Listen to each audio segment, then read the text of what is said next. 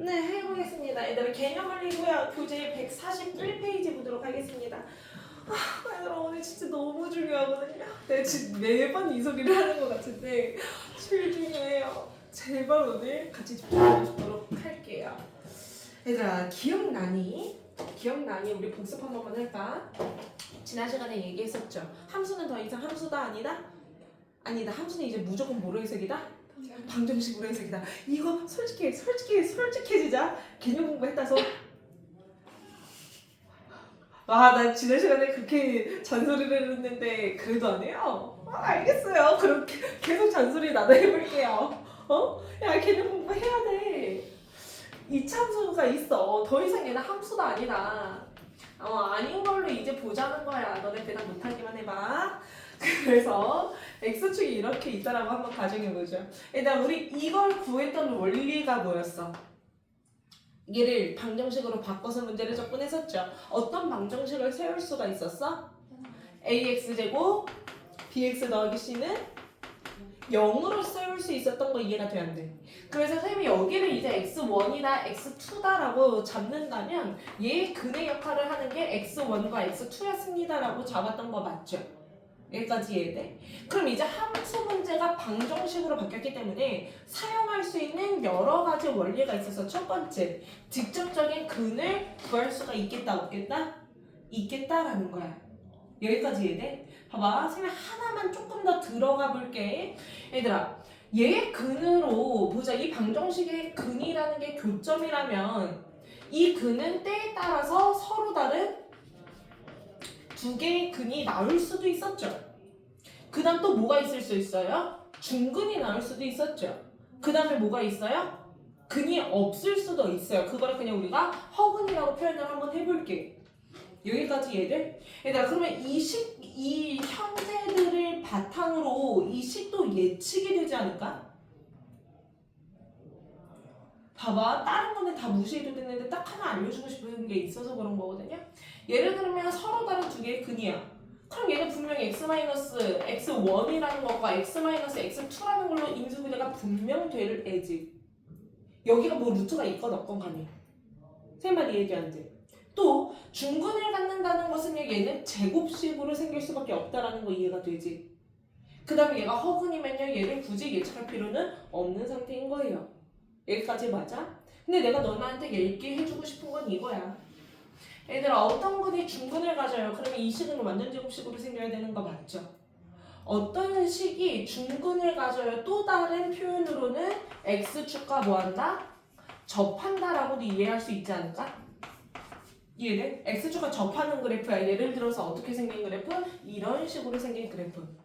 이런 식으로 생긴 그래프가 존재해. 그럼 걔는 무조건 무슨 식? 완전 제곱식일 수밖에 없다, 이 소리라고. 이해돼? 우리가 3-1 과정에서도 함수를 계속 잡아가잖아. 근데 특이하게 x축하고 접하는 함수도 많이 나와. 그때는 그냥 어렵게 생각할 필요 없이 얘는 무조건 완전 제곱식인 애구나, 이렇게 이제 조금 받아들여 보자고. 여기까지 이해돼요? 그래서 직접적으로 우리가 근을 구하는 것도 하나의 원리라고 했었고요. 두 번째, 뭘 활용할 수가 있었죠? 근의 개수를 판단하기 위해서는 판별식이라는 원리도 이제 함수에서 많이 쓸 수 있는 표현이라고 했었어. 여기까지 맞아. 판별식이 0보다 크면요, 몇 개의 근을 갖습니까? 2개의 근을 가져요. 그럼 생각해보죠. 아래로 블록이라고 그래프를 가정했을 때 그래프가 그려질 수 있는 방법은 3가지가 있었다. 첫 번째는 이런 식으로 생길 수도 있었지. 두 번째는 접하게 생길 수도 있었지. 세 번째는 안 만나게 생길 수도 있었어. 얘를 1번 그래프, 2번 그래프, 3번 그래프라고 한번 해보죠. 판별식이 0보다 크답니다. 그러면 몇 번 그래프처럼 생겼다? 3번 그래프처럼 생겼다. 왜? 근이 2개를 발생해야 되기 때문에. 여기까지가 맞죠? 그 다음 판별식이 0이다. 몇 번 그래프로 생겼다? 2번으로 생겼다. 왜? 하나의 중근으로 발생해야 되기 때문에. 그 다음에 판별식이 0보다 작아요. 몇 번 그래프? 1번 그래프입니다. 왜? 근이 발생하면 안 되기 때문에. 그래서 우리가 판별식에 따라서도 그래프의 생김새를 예측할 수가 있다라고 있었어. 기억나? 그리고 마지막, 방정식으로 해석이 되기 때문에 세 번째, 어떤 원리를 많이 씁니까? 아까 예전에 얘기해줬잖아. 뭐? 근거를 맞아. 근계수도 이제는 많이 쓰는 문제라고 했어. 그지? 얘가 방정식으로 해석이 되는 순간 우리는 이 근도 이제 예측이 충분히 가능할 거라고. 뭐 근계수를 통해서 이들의 합이라던가 곱이라던가 이런 거를 활용하는 문제도 꽤나 많이 있을 수 있다 이 소리야. 여기까지 이해가 돼요? 우리 이거 하나만 더 잡고 보자. 얘들아 봐봐, 내가 문제에서 나오면 더 정확하게 설명을 할 텐데 근계수가 나오기 때문에 내가 하나만 언급해 볼게. 얘들아 이 참수에서 되게 중요한 것 중에 하나는 이 축에 대한 거죠. 축에 대한 거죠.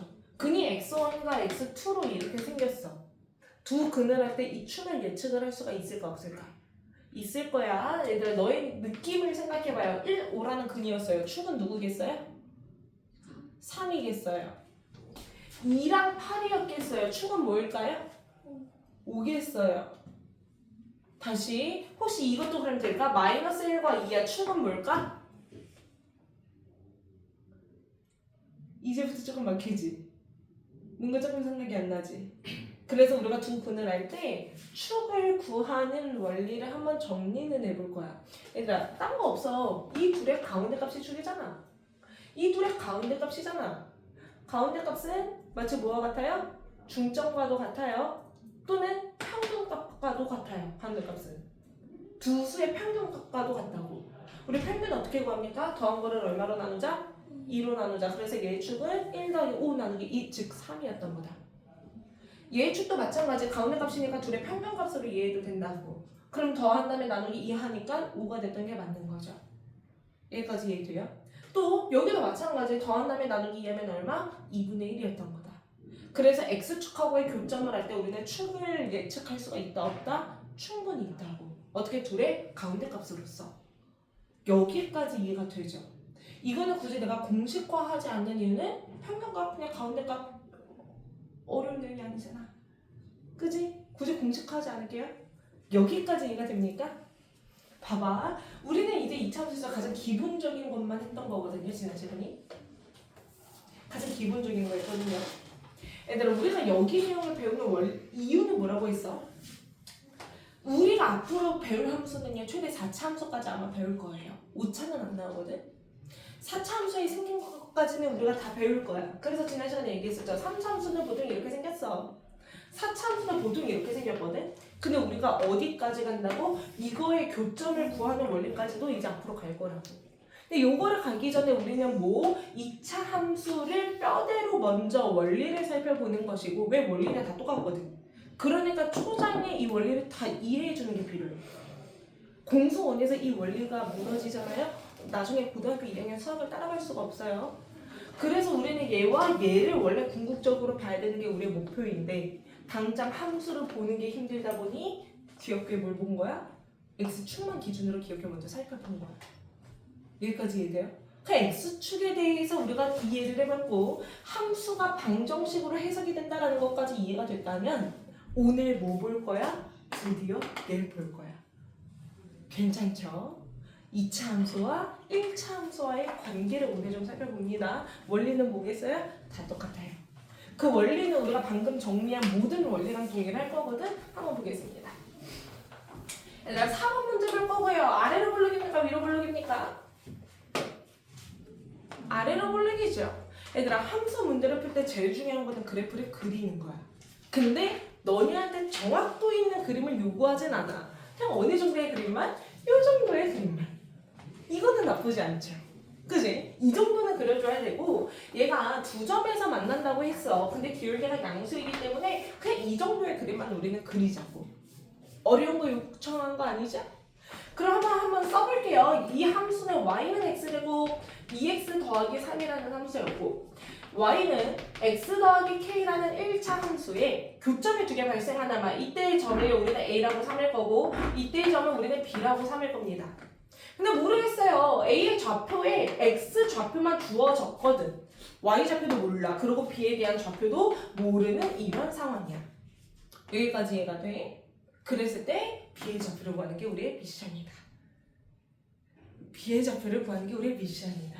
봐봐. 어렵게 안 갈게. 우리 하던 대로 갈게. A와 B의 역할은 함수와 함수의 무슨 점입니까? 교점입니다.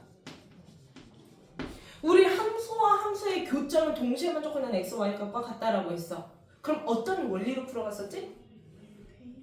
대입도 대입이고 연방의 해로 갔었죠. 교점이라는 의미는 동시에 만족하는 x, y였기 때문에 연립방정식의 해로 갔었던 이 소리야. 여기까지 이해돼? 그럼 이번에는 y는 0을 다루는 것은 아니지만 여기서도 연방이라는 원리는 충분히 활용 가능하겠지. 여기까지 이해돼요? 그럼 새로운 식을 한번 발견을 해보자. 좌변이 y 통일되는 거 맞습니까? 그럼 우변도 서로 뭐 하면 되겠어요? 같으면 되겠어요? 그 과정을 이렇게 써보죠. x제곱 더하기 2x 더하기 3은 x 더하기 k라고요. 여기까지 이해가 됩니까? 이번에도 뭐가 됐어요? 함수가 방정식이 돼버렸어요. 그럼 때에 따라서 근을 활용할 수도 있고 판별식을 활용할 수도 있고 근계수를 활용할 수도 있다 이 소리야. 여기까지 이해가 됩니까? 근데 선생님이 이렇게 해석하는 정도는 알아야 된다고 했지. 얘는 뭐에 대한 방정식? x에 대한 방정식. 그럼 여기서 말하는 해의 역할은 누구 값을 해라고 할 수가 있는 거야? x 값만을 해라고 할 수 있는 거야. 여기까지 이해되시죠? 그럼 그 과정을 한번 해보자고. 다 넘어갑니다. x제곱 더하기 x 더하기 3-k는 0이야. 여기까지 맞아? 여기서의 근이 한 개인지 두 개인지 모르겠지만 여기서 말하는 근은 뭐의 역할을 한다고? 교점의 x 좌표의 역할을 하는 애라고. 여기까지 이해되세요? 여기서 말하는 x에 관한 방정식이기 때문에 근의 역할은 x 값을 얘기를 하는 수밖에 없어. 실질적으로 정확하게 이 x 값은 누구의 x 값? 교점의 x 값을 얘기를 하는 거겠죠? 이해돼요? x 값을 우리는 이렇게 표현하자. x 좌표라고. 여기까지 이해가 돼요? 그러면 우리는 이 방정식의 근이 얘의 x 좌표들의 역할이었다라는 것까지는 이해가 되겠지? 이해돼? 근데 우리 그 근 중에 하나의 값을 압니까? 모릅니까? 압니다. 얼마라고요? 마이너스 2가 제시가 됐다고요. 여기까지가 맞아? 그럼 이렇게 써도 되지 않을까? 얘 근은 아예 모르는 줄 알았는데 교점 중에 하나가 마이너스 2로 제시가 됐기 때문에 근 하나의 값은 지금 아는 상황이 된다고. 여기까지 이해돼? 그럼 또 다른 근을 구할 수가 있으면 또 다른 교점의 x좌표도 해결이 되는 상황인 것 같아. 그걸 어떻게 푸는지 한번 보죠. 대입해도 상관없고요. 봐봐, 방법도 여러 가지이지 않을까? 우리 익숙한 풀이는 이거지. 근이 마이너스 2였기 때문에 뭔가 대입을 많이 할 것 같아요. 그럼 내가 x자리에 마이너스 2를 대입을 해보면 4 마이너스 2 더하기 3 마이너스 k는 0이 되거든. 따라서 k는 얼마일까? 5가 되겠죠. 여기까지 이해돼? 그럼 또 다른 근을 많이들 이렇게 풀 거야. k자리에 이제 5를 다시 대입해서 써보면 x제곱 더하기 x의 마이너스 2는 0이 됐을 거잖아. 그럼 얘는 다시 x 더하기 2의 x 마이너스 1은 0이 됐을 거잖아. 따라서 x는 2 또는 마이너스 1입니다.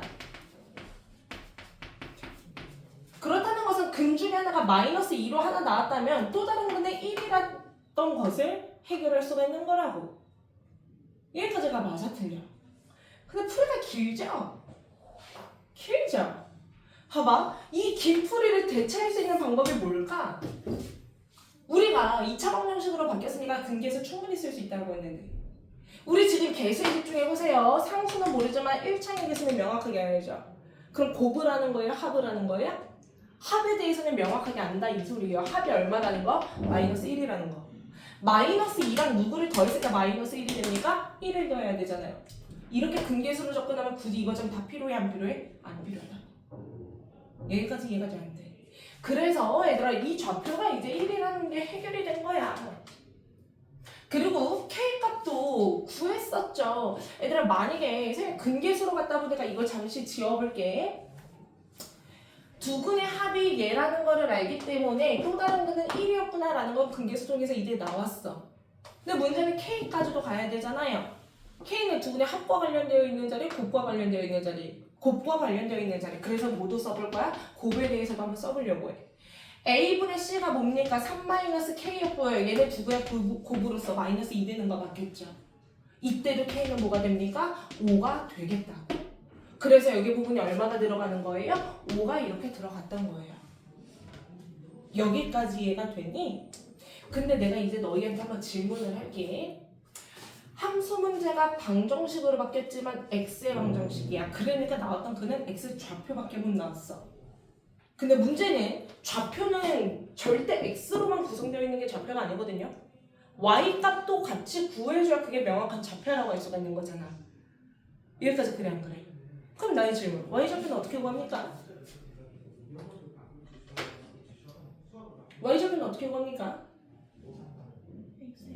x에 대입. 오케이. 아주 좋죠? 보자. 함수가 두 개를 명확하게 알아요. 그럼 둘 중에 하나에 대입하면 되겠지. 어차피 교점이니까. 근데 얘는 2차니까 귀찮거든? 그럼 여기 1차에다가 그냥 대입해보면 되지 않을까? 따라서 마이너스 2 대입하면 얘는 얼마? 마이너스 2,3이라는 점이었고 1 대입하면 얼마? 1,6이라는 점이었습니다.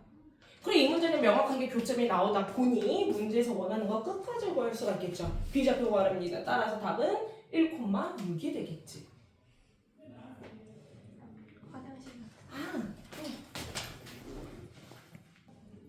네, 얘들아 비슷한 문제요. 우리 5번 가지고도 다시 한 번만 이해를 해보겠습니다.